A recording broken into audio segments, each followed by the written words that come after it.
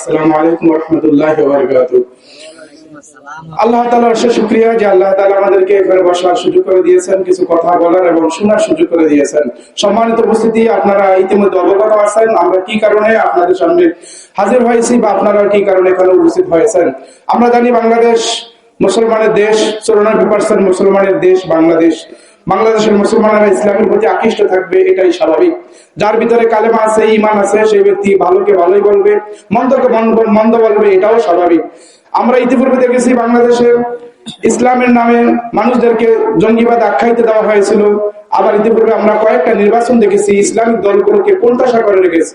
আমরা 5 আগস্টের পর থেকে অন্যরকম চিত্র দেখতেছি। এই চিত্র বিভিন্ন জনে বিভিন্ন ভাবে ব্যাখ্যা করতেছে। আসলে এই উল্টা পাল্টা ব্যাখ্যা করার কোনো সুযোগ নেই, কারণ ইতিপূর্বে জামাত ইসলামকে সামান্য কয়েকটা সিট দেওয়া হয়েছিল, ওই সিটগুলোর ভিতরে জামাত ইসলাম উত্তীর্ণ হয়েছে। এরপরে তারা বিভিন্ন জায়গায় মন্ত্রিত্বের দায়িত্ব পালন করেছে, নির্দোষ প্রমাণিত হয়েছে, দুর্নীতি থেকে তারা মুক্ত ছিলেন। যদি জামাত ইসলামকে ইতিপূর্বে আরো কতগুলো সিট দেওয়া হতো, তাহলে তারা নির্বাচন করে সেখানে জয়লাভ করতেন, এটা আমাদের বিশ্বাস। কেননা বাংলাদেশের মুসলমান ইসলাম প্রিয়, বাংলাদেশের মুসলমান ইসলামকে ভালোবাসে। তৌহিদি জনতা যেখানে ইসলাম, যেখানে কোরআন, যেখানে হাদিস, মুসলমানরা সেখানে ছুটে যাবে, এটাই স্বাভাবিক। কিন্তু 5 তারিখের পর থেকে যখন আমরা দেখলাম বাংলাদেশের আকাশের নিচে উন্মুক্ত মানুষগুলো ইসলামের দিকে যখন ছাতক পাখির মতো ধাও ধাও করে এগিয়ে আসছে, তখন কিছু শ্রেণীর লোকগুলো ওই এটাকে উল্টা পাল্টা ব্যাখ্যা দিয়ে বলতেছেন, নতুন করে জামাত ইসলাম জান্নাতে টিকিট বিক্রি করতেছে, এরপরে ধর্মের নামে অপব্যাখ্যা করতেছে। এই কথাগুলো দিয়ে আমাদেরকে উল্টা পাল্টা বুঝাচ্ছে।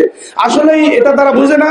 বাংলাদেশটাকে তারা এমন একটা মেরুকরণ তৈরি করতেছে যেখানে তারা ইসলাম আর অইসলাম, মুসলমান এবং মুসলমান বিরোধী দুইটা শক্তি বাংলাদেশ তৈরি হচ্ছে। কিন্তু যারা ইসলাম বিরোধী বা ইসলামের নামে অপপ্রচার করে, তারাও অস্বীকার করতে পারবে না তারাও মুসলমান, তারাও কোনো মুসলমান ঘরের সন্তান। কিন্তু তারা ইসলামটাকে উল্টা পাল্টা ব্যাখ্যা করে শুধুমাত্র রাজনীতির খাতিরে। তারা মনে করে যে আলেম ওলামারা ইসলামের ওয়াজের ভিতরে বা কোরআনের ভিতরে তারা রাজনীতি করেন। আসলে রাসূল আকরাম সাল্লাল্লাহু আলাইহি সাল্লামের জীবনীটা যদি আমরা দেখি, যে রাসূল মদিনার ইমাম ছিলেন, সে রাসূল যুদ্ধের ময়দানে সেনাপতি দায়িত্ব পালন করেছেন। যে রাসূল মসজিদে নববীতে জুমার নামাজ, 5 ওয়াক্ত নামাজ, ঈদের নামাজ পড়িয়েছিলেন, সে রাসূল যুদ্ধের ময়দানে ঝাঁপিয়ে পড়েছিলেন কাফেরদের মোকাবেলায়। সে রাসূল মদিনার প্রেসিডেন্ট ছিলেন, আবার সেই রাসূল ইমামতিও করেছেন। সুতরাং ইসলাম এমন একটা ধর্ম, ইসলামের ভিতরে এমন কিছু অনুমোদন দেওয়া হয়েছে। আপনাকে ইসলামী রাষ্ট্র তৈরি করতে হলে যে কোনো জায়গায় ইসলামের ভূমিকায় থাকতে হবে। ইসলাম থেকে রাজনীতিকে পৃথক করা যাবে না। রাসূল সাল্লাল্লাহু আলাইহি ওয়াসাল্লাম ইসলামের দাওয়াত দিয়েছেন, সারা বিশ্বে ইসলাম প্রতিষ্ঠিত করেছেন, কিন্তু তিনি তো রাজনীতি থেকে মুক্ত থাকেন নাই। আর কোরআনের আয়াতগুলোকে যদি আমরা ব্যাখ্যা করি, তাহলে দেখি কোরআন আর রাজনীতি দুটো আলাদা জিনিস নয়। কোরআনের কথাগুলোই তো রাজনীতি। আমরা দেখি আমাদের সমাজে এমন একটা চিত্র ফুটে উঠেছে, যেই ছাত্রটা বা যেই লোকটা সবচেয়ে হক কথা বলে তাকে জামাত শিবির বলে আখ্যায়িত করা হয়েছে।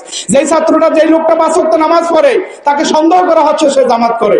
যেই লোকগুলো মিথ্যা কথা বলতে পারে না তাকে সন্দেহ করা হয়েছে সে জামাত করে। আবার যেই লোকগুলো অন্যায়ের আশ্রয় নিতে পারে না, অন্যায় কাজ করে না, অন্যায়কে বাধা প্রদান করে, কিছু লোক আছে তাদেরকে সন্দেহ করে এরা জামাত করে। কারণ হচ্ছে জামাত ছাড়া 5 ওয়াক্ত নামাজ এভাবে কেউ আদায় করে নাকি? এত হক কথা বলে নাকি? এত সতের পক্ষে থাকে নাকি? মানুষ মাত্র ভুল থাকতেই পারে, তারপরও কিছু শ্রেণীর লোক কিছু মানুষগুলোকে আলাদা করে দেখতে চায়। এজন্য আমি এটাই বলবো যে 5 তারিখের পর থেকে মুসলমানেরা ইসলামের দিকে যেভাবে এগিয়ে আসছে, আর আমাদের এই জামাত ইসলাম এই দলটা উন্মুক্ত আকাশের নিচে খোলা ময়দানে রাজনীতি করার একটা সুযোগ পেয়েছে। আর এই সুযোগটা আমরা দেখতেছি সাধারণ মানুষগুলো ইসলামের দিকে এগিয়ে আসছে। যা শুধু জামাত ইসলাম নয়, যেহেতু বাংলাদেশটা মুসলমানের দেশ, 94% মুসলমানের দেশ, মুসলমানেরা হকটাকে ভালোবাসবে, এটা স্বাভাবিক। ইসলামের মধ্যে আকৃষ্ট থাকবে, এটা স্বাভাবিক, অন্যায়ের কিছু নয়। ইসলামের দিকে এগিয়ে আসবে, কোরআনের দিকে এগিয়ে আসবে, এটা স্বাভাবিক, অস্বাভাবিকের কিছুই নয়। সুতরাং আমরা আশা করতেছি আগামী দিন ইসলামের দিন, আগামীর বাংলাদেশ ইসলামের বাংলাদেশ। আগামীর বাংলাদেশ শুধুই জামাত ইসলামের বাংলাদেশ এটাই নয়, আগামী বাংলাদেশ বাংলাদেশের মুসলমানদের বাংলাদেশ। বাংলাদেশের মুসলমানেরা আর কখনো এইভাবে শিরক, বেদাত, ভণ্ডামি, অন্যায়, অবিচার, চর দখল, লুটতরাজ, মারামারি, কাটাকাটি, হানাহানি, অপরাধগুলো সমাজ থেকে দূর করে দিবে আগামী নির্বাচনের মাধ্যমে সৎ, যোগ্য, কোরআন প্রেমিক, ইসলাম প্রেমিক গ্রুপগুলোকে ভোট দিয়ে সংসদে পাঠিয়ে এই দেশটাকে মুসলমানদের ভিতরে যারা আলেম ওলামা বা যারা সৎ তাদেরকে দেশ পরিচালনার দায়িত্ব দিবে।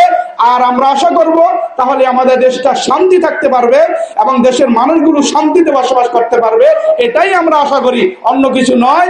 তাহলে আমরা সর্বশেষ সে কথাই বলবো, আগামীর বাংলাদেশ মুসলমানের বাংলাদেশ, যেটা আলেম ওলামাদের হাত ধরে শান্তি প্রতিষ্ঠিত হবে, এই আশাবাদ ব্যক্ত করেই আমি আমার সংক্ষিপ্ত আলোচনা শেষ করছি। আমার তৌফিক ইল্লা বিল্লাহ।